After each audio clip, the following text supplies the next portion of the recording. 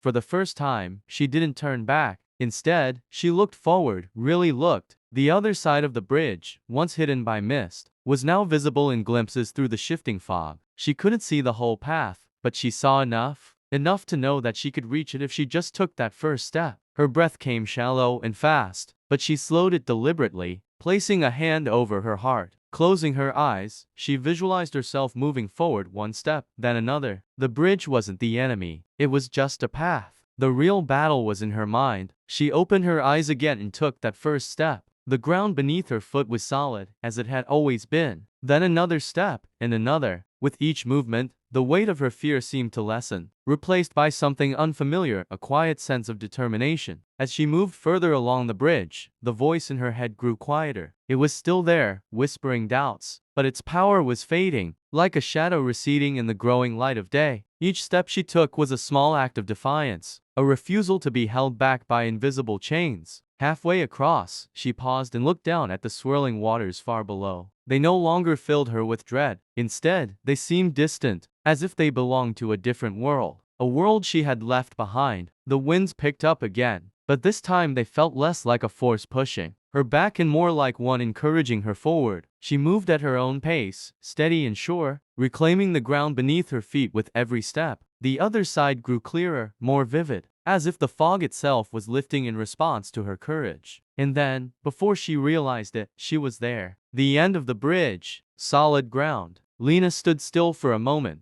breathing in deeply, feeling the air of the new land fill her lungs. She looked back at the bridge she had crossed, the fog now a distant memory, and smiled. The doubts had not vanished, but they no longer held her. She was free. For the first time in her life, she believed she could go anywhere. And so, she did. Thank you for watching. Follow for more.